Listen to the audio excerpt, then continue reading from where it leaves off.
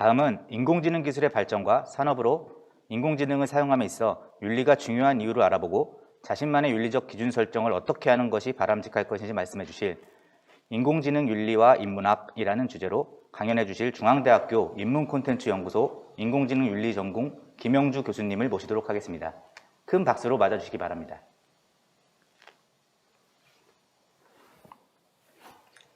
예, 안녕하십니까. 방금 소개받은 중앙대학교 인문콘텐츠연구소 인공지능 인문학단의 김영주 교수라고 합니다.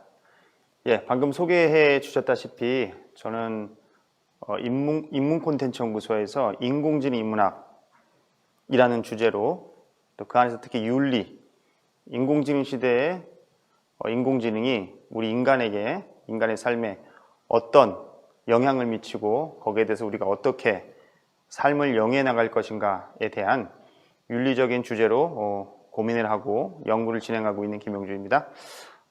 그래서 저는 한편으로는 방금 이제 일부 강연이셨죠. 거기에 이청호 교수님이 회장으로 계시는 인공지능 윤리협회 자문위원으로도 활동을 하고 있습니다. 제가 처음에 인공지능 인문학 그리고 인공지능 윤리 저희 사업은 2017년부터 시작을 했는데요. 수차례 벌써 대중 강연을 하고 있습니다. 인공지능 인문학 혹은 인공지능 윤리라는 얘기를 했을 때 형용 모순이다 이런 얘기를 많이 하셨어요. 오래전에 테라툴루스라는 그 신학자가 있었는데 그분이 이런 말을 했었습니다. 아테네와 예루살렘이 도대체 무슨 관계냐.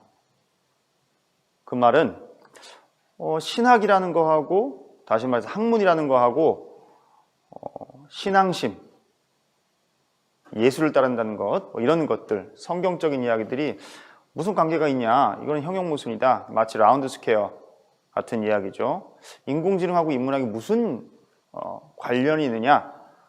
이렇게 회의적인 질문들을 저한테 많이 했었고 제가 2018년까지는 우리나라뿐 아니라 다른 나라에서도 이 관계를 해명하는 데 많은 시간을 쏟았습니다. 인공지능 윤리협회 그리고 제가 속한 인공지능 인문학단은 바로 이런 문제, 서로 마찰을 빚고 갈등을 빚고 기술과 인간이 어떻게 화해하고 반목하는지 거기서 우리 인간은 어떤 삶을 살아야 될지에 대한 연구를 진행하고 있습니다.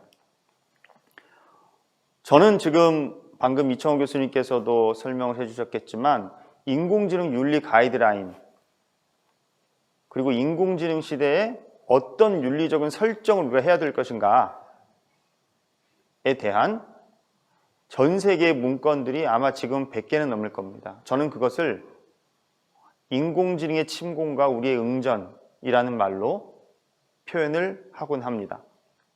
마치 우리가 SF 영화 중에서 인공지능이라든지 아니면 외계인이 나왔을 때 지구인들이 연대를 해서 그것을 맞서고 위기를 헤쳐나가는 모습들을 그린 영화들이 많은데요.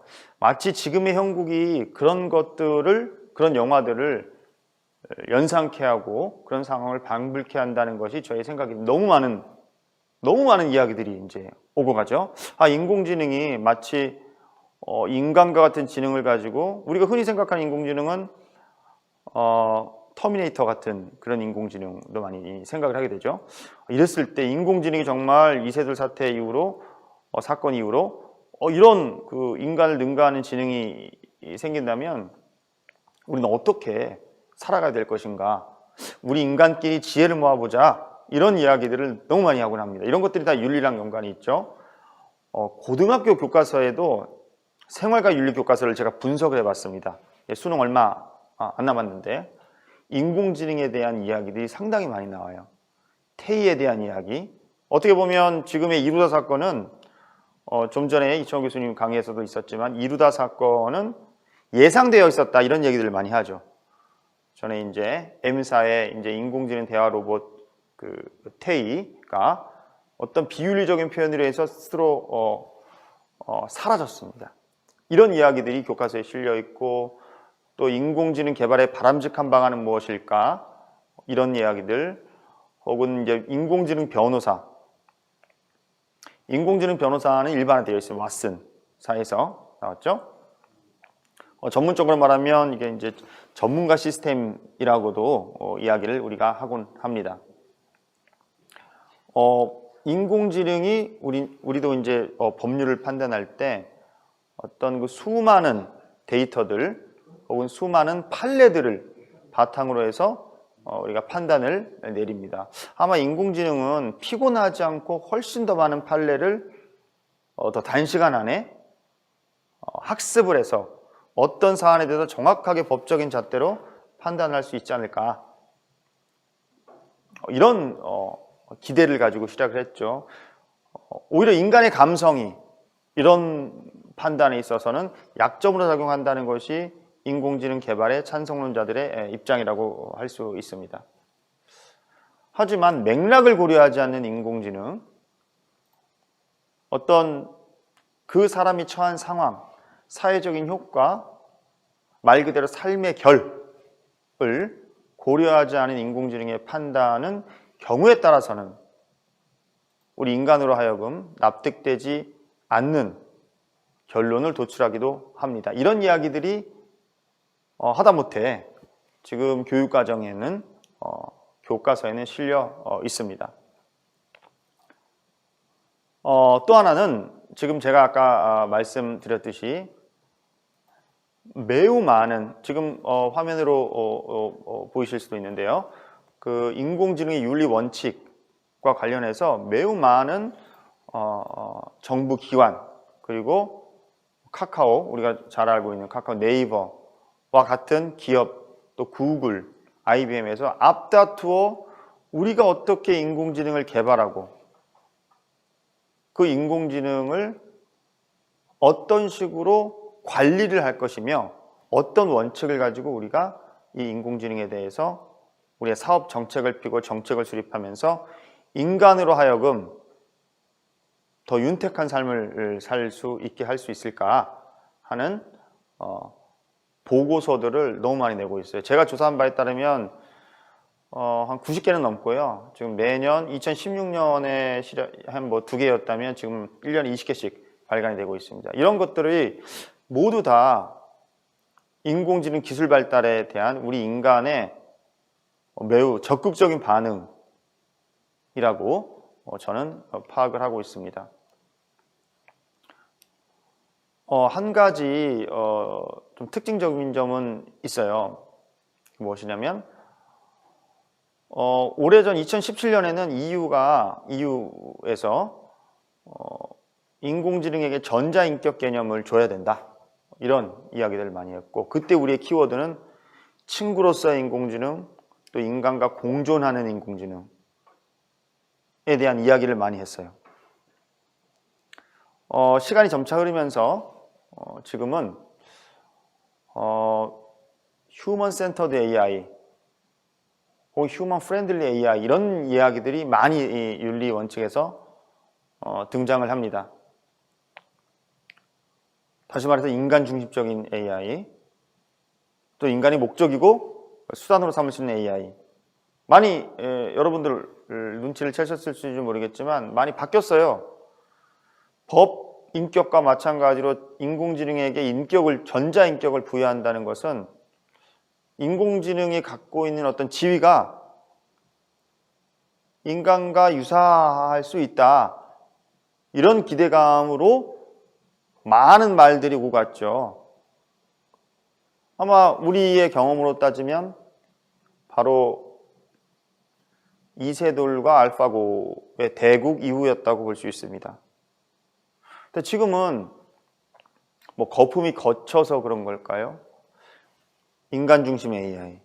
어찌 보면 인공지능의 어떤 능력을 과대평가했던 것들이, 혹은 뭐 공학하신 분들과 만나서 이야기를 해보면 뭐 SF 인공지능이라는 이야기도 많이 하는데요. 어떤 그런 것들에 대한 실체가 점차 드러나면서 기계로서의 인공지능의 본질이 점점 드러나는 것이 아닌가. 물론 그 기술력은 나날이 발전하고 있지만 우리가 문학에서 할 수 있는 어떤 상상력에 의한 인공지능에 대한 기대치 혹은 실체, 자리매김은 점차로 사그러들고 있는 게 아닌가라는 생각을 저 개인적으로 해봅니다. 그럼 우리나라는 어떤 대응을 하고 있을까요? 과기정통부, 이 이제 사업을 후원하고 있는 과기정통부에서는 사람이 중심이 되는 인공지능 윤리 기준을 발표를 했었습니다.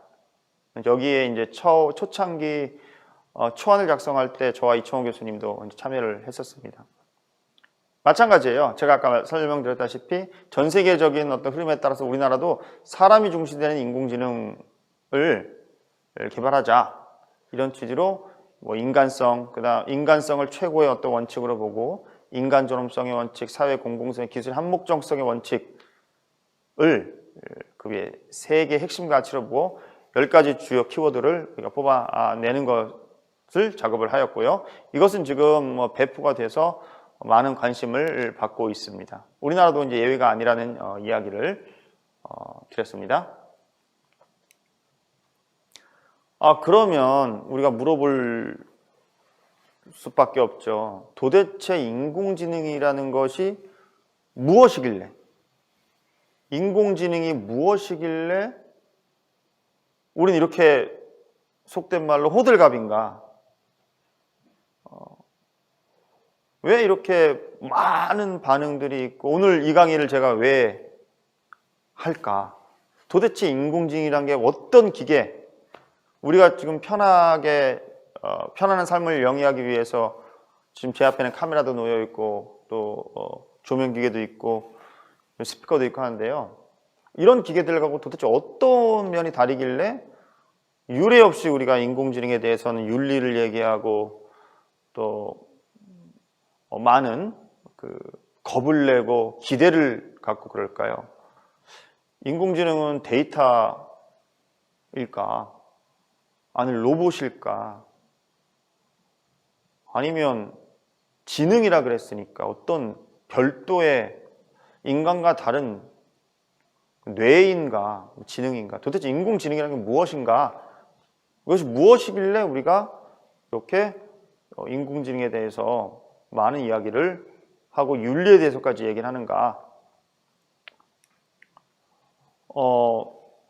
일단 공학에서는 이렇게 얘기를 해요. 인공지능 딱 했을 때 인공지능에 대한 공학적 적이는 여러 가지가 이것도 있을 수 있는데 최근 제가 인용을 하겠습니다. 김진영 교수님, 이 카이스트 명예교수님이신 김진영 교수님이 쓴 AI 최강의 수업에 보면 지능이 필요한 업무를 기계에 시키고자 하는 노력 혹은 기술, 이렇게 정의를 하고 있고요. 그리고 세계에서 가장 많이 팔린 인공지능 교과서입니다. 아마 우리나라 대학에서도 인공지능을 전공하시는 분들은 한 번씩은 다 이제 봤을 거예요. 인간적 사고, 합리적 사고, 인간적 행위, 합리적 행위라는 어떤 네 가지 이 카테고리로 인공지능을 정의를 하기도 하고, 또 그 분과를 얘기하고자 한다면 자연어 처리, 자연어 처리라는 거 챗봇이겠죠. 챗봇 아주 손쉬운 예로는, 그다음 컴퓨터 시각, 만약 고양이 인식이라든지 패턴 인식, 로봇 공학 등등등을 인공지능이라고 정의를 하고 그 안에 하부 주제로 두고 있습니다. 그런데 이제 우리는 공학적 접근을 하지를 않죠. 오늘 제가 이 자리에 선 이유도 이제 철학을 하는 사람으로서, 인문학자로서 와 있습니다. 그럼 인공지능은 우리가 아무도 모를 때 저는 항상 단어를 쪼개보는 습관이 있어요. Artificial Intelligence인데, 인텔리전스는 일단 다음에 두고요. Artificial한 게 도대체 뭐냐? 사전을 찾아보니까 unnatural하다는 얘기가 있고, man-made라는 얘기가 있고, 또 imitation이라는 뜻이 있어요. 말 그대로 artificial하다는 거는 어떤 것을 모방했다는 얘기입니다. 그러면 인공지능이라는 건 무엇이냐면, 우리가 공학적 접근이 말고 이제 단어를 풀어서 설명하면 지능을 모방을 했다는 이야기겠죠. 그런데 우리가 전통적으로 지능은 컴퓨터한테 부여하지 않았어요. 지능은 인간만의 고유한 속성으로 우리가 항상 이야기를 했습니다. 그러면 인공지능은 인간만의 고유한 속성인 우리의 지능을 모방한 것이다. 모방한 어떤 것이다. 이렇게 우리는 생각을 해볼 수가 있어요. 뭐 이건 어려운 얘기가 아니고 그냥 단어, 있는 그대로를 우리가 한 번 더 생각해 보면 이런 정의를 도출할 수 있지 않을까 이렇게 생각을 합니다. 문제는 이제 그렇죠. 그래, 오케이, 그렇다 치자. 인공지능이라는 것은 인간이 가지고 있는 고유한 생각하는 능력을 모방한 것인데, 그럼 어떻게 모방을 할 수 있을까? 이렇게 되면 좀 어려운 문제가 생기죠. 어떻게? 전통적으로 인공지능을 연구하셨던 분들은 지능을 두 가지 방식으로 모방을 했어요. 하나는 뇌의 기능을 모방을 했고요. 또 한 축은 뇌의 형상을, 이 피규어를 모방을 했습니다. 그렇죠. 우리가 어떤 것을 모방할 때 그것이 작동 원리를 우리가 모방할 수도 있고 그냥 생김새를 모방할 수도 있죠. 이 두 가지로 인공지능의 모방의 역사, 지능의 모방의 역사, 그리고 인공지능 개발의 역사는 시작되었습니다. 뇌의 기능을 모방을 했다는 것은 이제 인문학적인 배경을 하면 우리의 추론 능력, 생각하는 능력, 예를 들면 이런 겁니다. 모든 사람은 죽는다. 소크라테스는 사람이다. 그러므로 소크라테스는 죽는다. 이거 누구나 알고 있는 유명한 어떤 3단 논법인데, 모든 사람은 죽는다. 소크라테스는 사람이다로부터 그러니까 소크라테스도 죽어. 이런 것들을 추론을 할 수 있다는 건 뇌의 특이한 기능이죠. 어디에도 그런 소크라테스 죽는다는 정보는 없어요. 우리가 생각이 된 겁니다. 이런 어떤 추론 능력, 수학적인 능력, 계산 능력을 모방을 한 인공지능을, 뇌의 기능을 모방을 한 인공지능을 우리는 룰 베이스드 아티피셜 인텔리전스라고 해요. 규칙 기반 인공지능입니다. 한편 학습 기반 인공지능이 바로 우리가 지금 정말 두려움에 떨고 있고 많은 이슈를 가지고 온 이 딥러닝의 기반인데요. 이 인공지능은 그냥 아주 단순해요. 우리 뇌의 형상을 모방을 한 겁니다. 뇌 구조를, 시냅스가 어떻게, 뇌 속 신경망이 어떻게 연결이 되어 있는지, 이것을 여기서 착안을 해서 인공지능을 개발하기에 이릅니다. 귀납 논리, 통계와 관련된, 아까 연역 논리와 관련되어 있다면 여기서는 어떤 뇌에 접합되는 그 시냅스의 강화라든지, 많은 정보량이, 많은 전류가 하려면 그쪽 시냅스가 강화되겠죠. 그것도 뇌신경이 강화되고, 이런 어떤 것들을, 이런 어떤 레이어들을 나누고 거기에 대한 형상이 어떤 것들이 있을까를 생각을 하면서 인공지능을 개발하는 것이 바로 이 학습 기반 인공지능이다. 이렇게 얘기를 할 수가 있어요. 이 두 가지 축으로 흘러왔는데, 이 역사를 한번 잠깐 살펴보고 다시 윤리 얘기로 넘어가 보고자 합니다. 인공지능이라는 말은 다들 잘 아시다시피 1956년 다트머스 컨퍼런스에서 존 메카시, 마빈 민스키 그의 동료들에 의해서 처음 그런 말이 생겼습니다. 그런데 그 배경에는 여러 가지 그 인문학적인 글들 그리고 성과들이 놓여 있어요. 1943년에 우리가 굿 윌 헌팅이라는 그 영화도 한때 제가 어렸을 때 유행을 했는데, 그 주인공인 맥클록이라는 사람과 월터 피치라는 사람이 아까 제가 말씀드린 신경만 이론을 가지고 기계의 사고 능력을 타진하는 논문을 썼습니다. 이 논문이 제가 아까 말씀드린 신경만 이론의 처음이다, 이렇게 생각을 할 수가 있는데, 이제 그 무렵의 역사를 좀 지루하지만 짧게 말씀드려야지만 제가 윤리 얘기를 할 수 있을 것 같아요.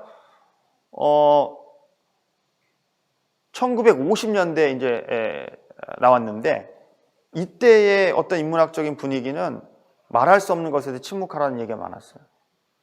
윤리라든지 형이상학, 미학 이런 것들은 하지 말자는 얘기예요. 눈에 보이는 것들, 정말 눈앞에 뭐가 실용적인가, 눈앞에 어떻게 우리가 문제 해결할 수 있는 것인가, 이런 이야기들이 철학의 주류를 이루고 있었습니다. 그래서 이런 철학의 배경하에서, 이런 전체적인 사회 분위기 아래서 인공지능이 이제 탄생이 되었습니다. 자, 제가 말씀드린 두 가지 그 인공지능이 있었죠. 처음에는 계산에 의한 인공지능이고, 이것을 항상 포함하면서 동시에 여기에 대해서 학습에 대한 인공지능이 있습니다.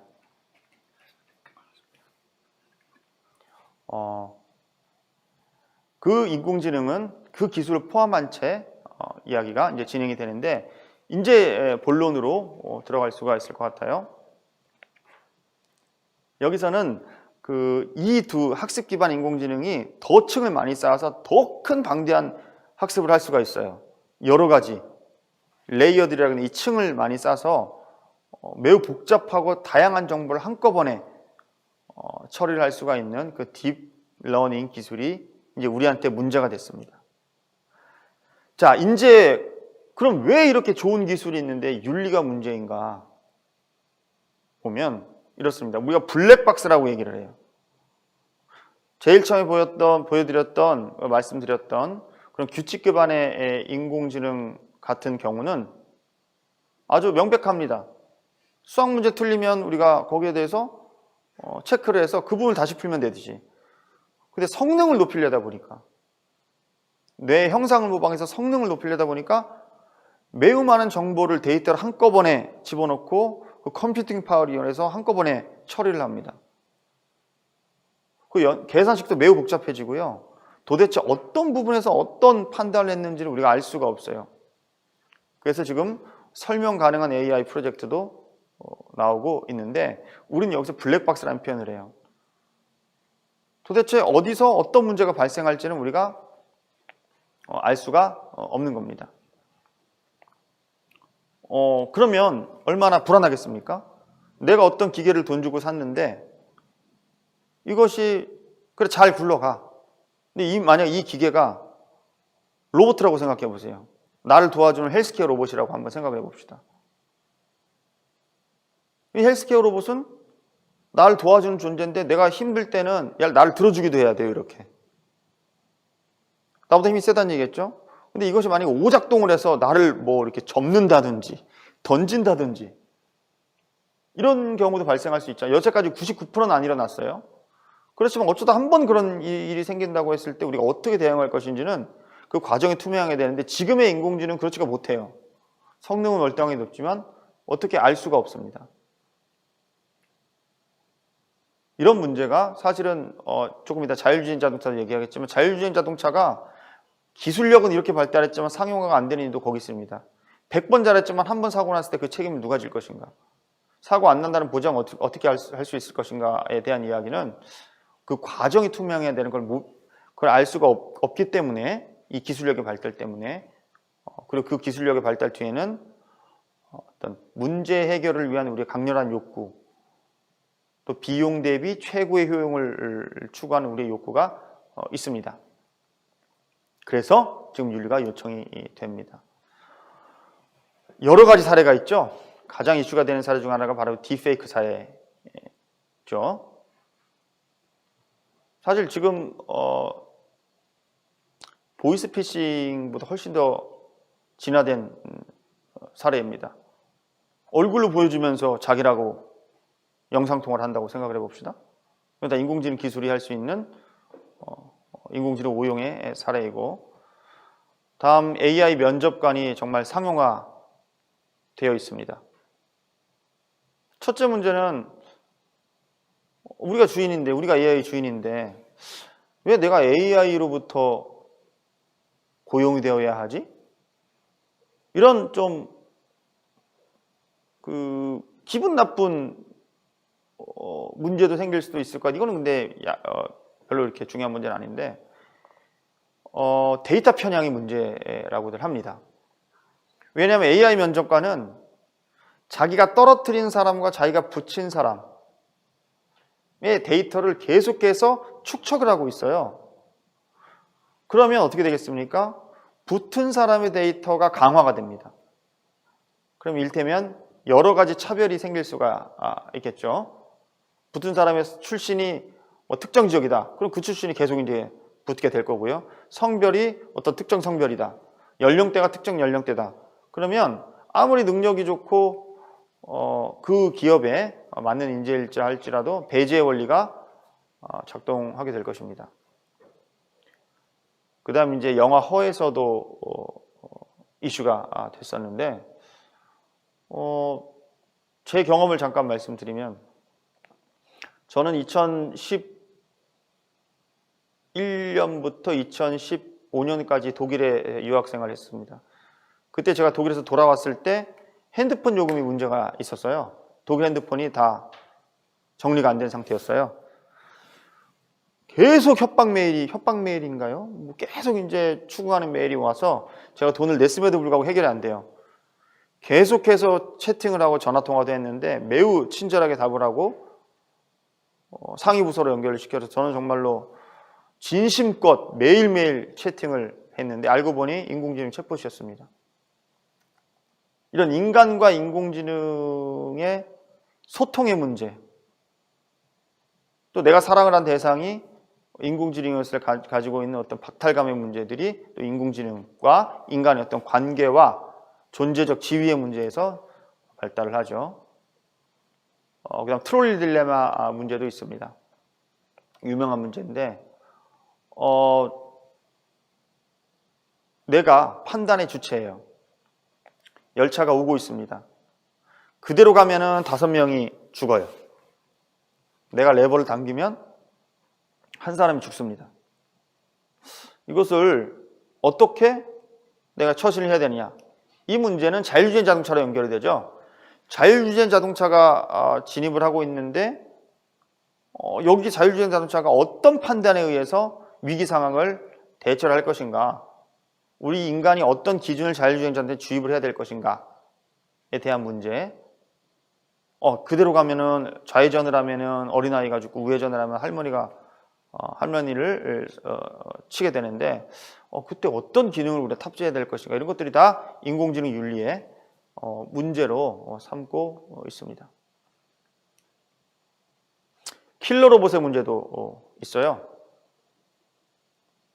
지금 여러 나라에서는 정말 국방비 경쟁이 이제 핵 무기가 아닌 킬러 로봇 군비 경쟁으로 치닫고 있습니다. 기술력은 정말 간단해요. 예를 들어 이런 겁니다. 평생 농사를 지은 그 할머님하고 인공지능하고 학습을 거의 안 한 그냥 데이터만 받은 인공지능하고 농사 대결을 펼쳤는데 인공지능이 압도적으로 이겼어요. 이미지 인식 기술입니다. 예를 들어서 잡초를 뽑아요. 사람은 노동력이 들고 거기에 대해서 잡초인지 아니면 정말 쓸모있는 풀인지를 구분하지 못하는데 인공지능은 우리가 네이버 같은 거 보면 식물 같은 거 딱 찍어서 보면 바로 어떤지 알려주지 않습니까? 음악도 들려주면 걔는 인간보다 훨씬 DJ 한 30년 하신 분도 훨씬 더 잘 알게 돼요.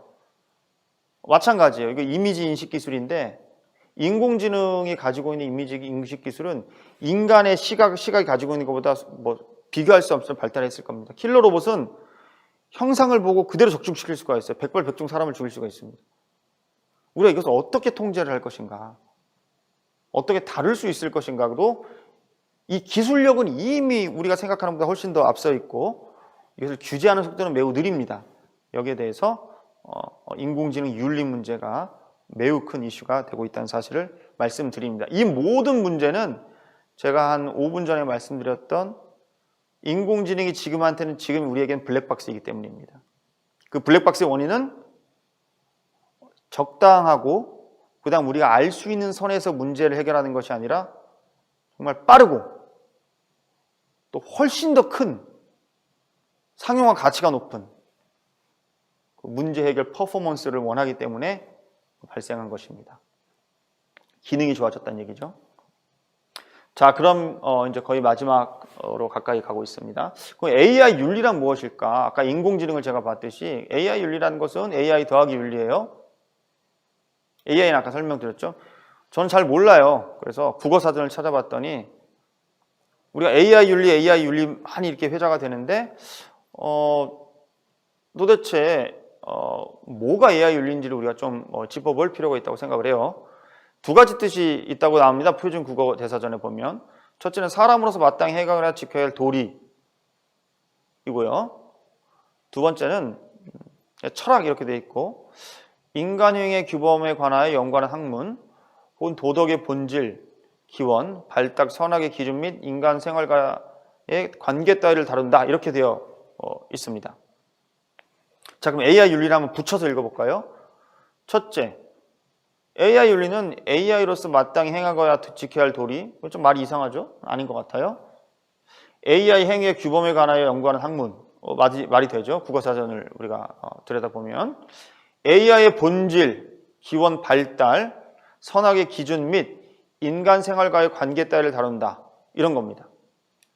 그래서 결론적으로 말씀드리면 AI의 윤리는 AI가 하는 윤리가 아니고 AI에 대한 우리의 윤리, 즉 우리가 AI를 어떻게 다루고 어떻게 통제하고 설령 AI가 더 많이 발전한다면 어떻게 관계를 맺을 것인가에 대해서 다루는 윤리다. 이렇게 우리가 정리를 할 수가 있어요.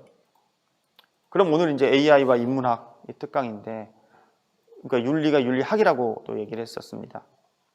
여러 가지 철학 분야 중에서 윤리학의 분야가 있고 그 안에 여러 가지 또 분야가 있는데 그 안에 이제 AI 윤리가 담길 수 있겠죠. 그럼 여기서 우리가 뭘 할 수 있을까?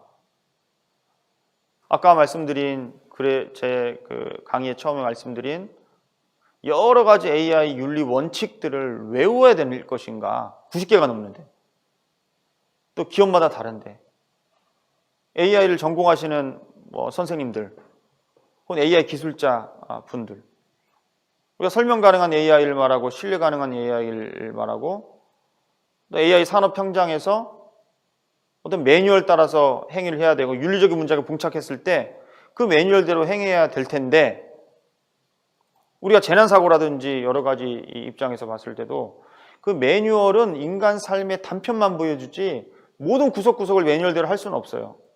결국 마치 키에르케고라 말했듯이 신 앞에선 단독자처럼 어떤 상황에 맞닥뜨렸을 때 처리해야 할 대상에 대해서 마주한 주체는 나 혼자입니다.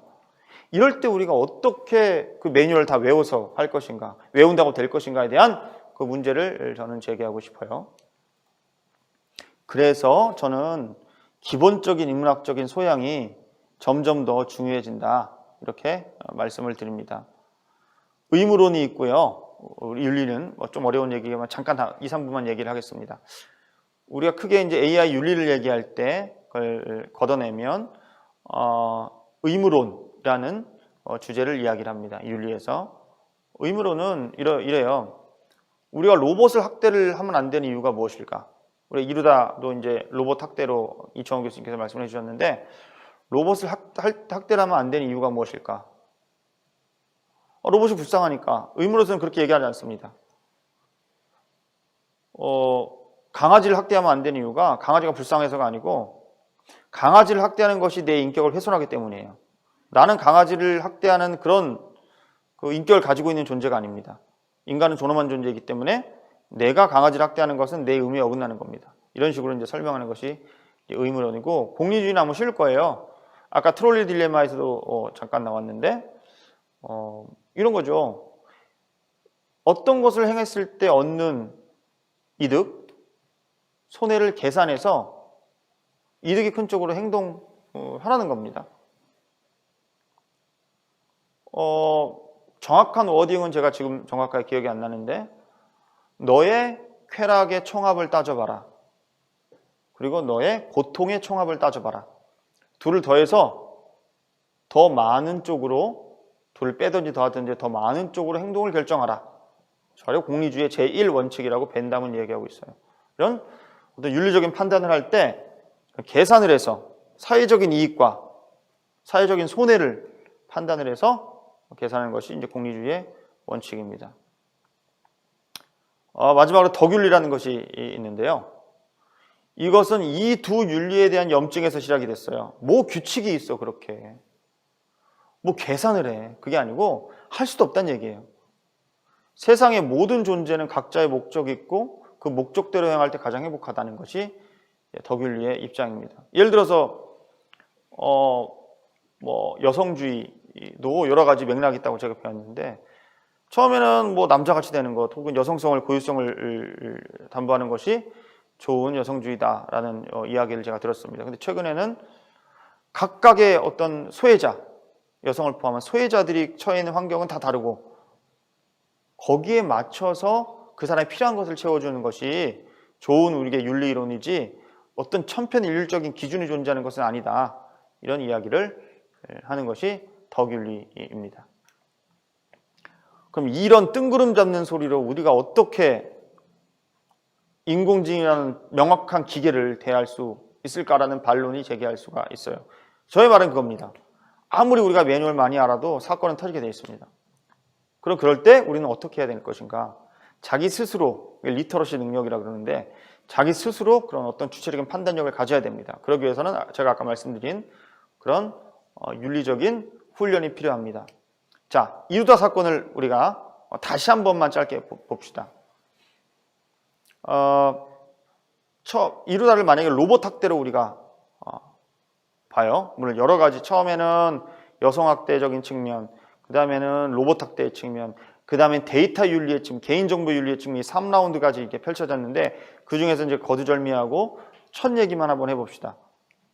로봇 학대라고 봅시다. 사람이 막 이제 그 인공지능 학대겠죠. 형상이 있는 거라니까 챗봇을 막 괴롭혔어요. 왜 안 될까? 의문론적 관점에서는 아까 제가 말씀드렸듯이 그건 인간이 그럴 존재가 아닌 거예요. 로봇은 뭐 생각도 없고 인공지능은 뭐 인격이 아니지만 내가 그런 짓을 하면 안 되는, 그건 네 의무가 아니다 라는 입장에서 우리가 어프로치를 한다면 자기 나름의 결론을 낼 수가 있고요. 근데 공리주의는 사회적 해악과 개인의 행복을 계산해 보는 어떤 시각을 제공할 수가 있죠. 나 이러니까 스트레스 풀리는데? 나 유저잖아. 나 스트레스 풀리는데? 이 쾌락하고, 그랬을 때 이런 말을 얘가 다시 이루다가 재생산해서 우리 미성년자에게 얘기를 한다든지 여러 가지 활동들을 했을 때 사회적 혼란을 초래했을 때 이 두 가지의 경중을 따져봤을 때 어떤 것이 과연 더 유익한 것인가, 공리적인 것인가를 따져보는 관점을 제시할 수가 있죠. 그런 자기 어떤 태도를 취할 수가 있고, 마지막으로 덕윤리는 이렇게 우리가 만들어놨는데 우리가 얘를 이렇게 대우하는 것이 이 챗봇의 존재 목적에 맞는 것인가, 아니면 뒤집어 생각해보면 이게 과연 나의 궁극적인 행복에, 지금이야 스트레스가 풀리는데 나의 어떤 궁극적인 행복에 기여를 할 것인가 라는 입장을 제시를 할 수가 있습니다. 이렇게 하는 이유는 물론 사회의 건정성도 있지만 만약에 AI 전문가라면 자기를 보호하는 능력도, 자기를 보호하는 어떤 그 수단이 될 수도 있습니다. 왜? 라고 물어봤을 때 우리는 명확하게 대답할 수가 있어요. 왜 이런 매뉴얼 썼어? 이런 나의 판단 때문이다 라는 말 하면서 AI 윤리에 대해서 자기가 스스로를 보호할 수 있는 논리체계를 우리가 획득을 할 수가 있습니다. 지금까지 AI 윤리가 필요로 한 이유, 사회적 배경, 도대체 AI가 무엇이길래 그런 건지, 그 다음에 터져나온 이슈들을 통해서 마지막으로는 AI 시대에 자기가 주체적으로 생각하고 오히려 인문학적인 배경 지식을 가지고 자기가 주체적으로 AI 윤리를 바라볼 수 있는 시각을 확보하고 거기에 대해서 자기 스스로를 보호하고 정당화할 수 있는, 너무 혼란스러운 세대입니다. 그 안에서 자기의 어떤 그 기계에 매몰되지 않는 인간으로서의 생존 전략, 특히 AI 윤리와 관련해서 이러한 결론을 냈습니다. 시청해 주신 여러분 감사합니다.